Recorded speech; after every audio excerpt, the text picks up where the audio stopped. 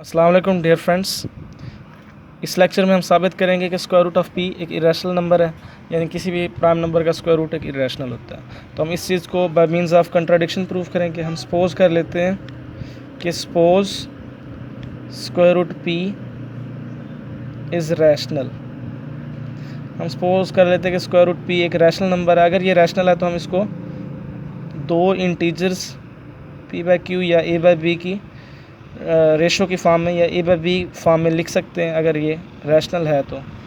और ए और B have no common factor, इनका कोई कॉमन फैक्टर नहीं होगा। ये मैंने जस्ट डेफिनेशन अप्लाई किया कि हमने पहले सपोज किया कि स्क्वायर रूट पी एक रैशनल है, यानी हम गलत सपोज कर रहे हैं। उसे प्रूव करने के लिए हम सपोज करते हैं कि स्क्वायर रूट पी इरेशनल नहीं है बल्कि ये रैशनल है। अगर ये रैशनल है तो फिर ए बाई बी की फॉर्म में लिखा जाएगा, जिसमें ए और बी दो इंटीजर्स होंगे और B does not equal to zero, और ए और बी का कोई कॉमन फैक्टर नहीं होगा, यानी ए और बी अपनी सिंपलेस्ट फॉर्म में होंगे। ये जो रेशो है ये सिंपलेस्ट फॉर्म में होगी। अब अगर आप दोनों तरफ स्क्वायर लेते हैं तो इधर हो जाएगा P equals a square over B square. अगर आप इसको इधर ले आते हैं तो ए स्क्वायर बराबर हो जाएगा पी बी स्क्वायर। यहाँ से अगर आप डेफिनेशन ऑफ डिविजिबिलिटी लगाएं, डिविजिबिलिटी की डेफिनेशन ये कहती है कि अगर आप ए स्क्वायर को पी के किसी मल्टीपल की फॉर्म में लिख सकते हैं, यानी पी इंटू कोई और इंटीजर, बी एक इंटीजर था तो उसका जो स्क्वायर होगा वो भी इंटीजर होगा, पी के साथ कोई इंटीजर मल्टीप्लाई करा के लिख सकते हैं। तो यहाँ से पता चलता है कि ये जो पी है ए स्क्वायर को डिवाइड करता है। अगर पी ए स्क्वायर को डिवाइड करता है तो क्या होगा, पी ए को भी डिवाइड करेगा।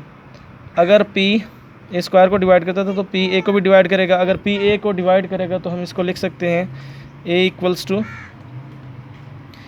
पी के किसी मल्टीपल की फॉर्म में, यानी पी के साथ किसी इंटीजर को मल्टीप्लाई करा के। मैं इधर कह देता हूँ कि P equals to A equals to P के वन।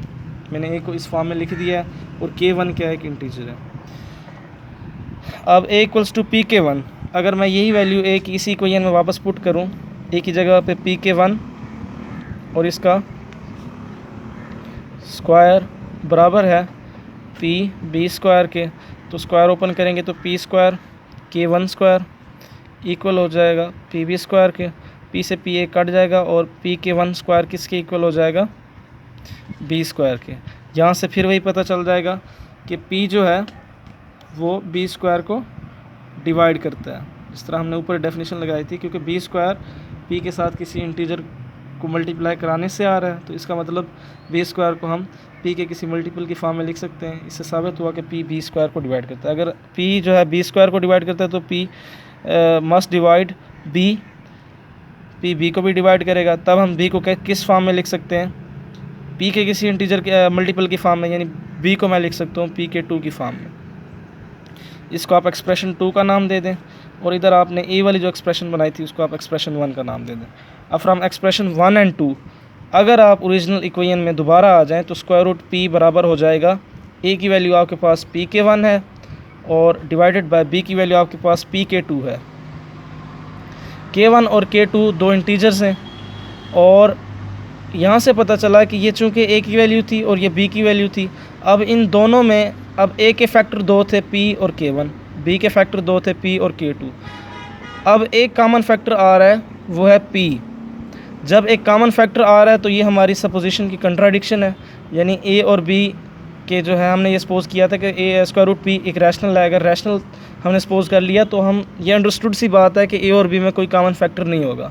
अब हम हमारी इसी चीज़ की क्या आ गई, कंट्राडिक्शन। क्यों? क्योंकि एक कॉमन फैक्टर आ गया है ए और बी का जिसे हम पी कह सकते हैं। जब एक कॉमन फैक्टर आ गया ए और बी का तो हमारी सपोजिशन गलत होगी। तो इसका मतलब सपोजिशन जो थी हमारी square root P is rational, ये गलत है, उसी की कंट्राडिक्शन आ गई। तो इससे साबित हुआ कि square root P is irrational, square root P एक इर्रेशनल नंबर है।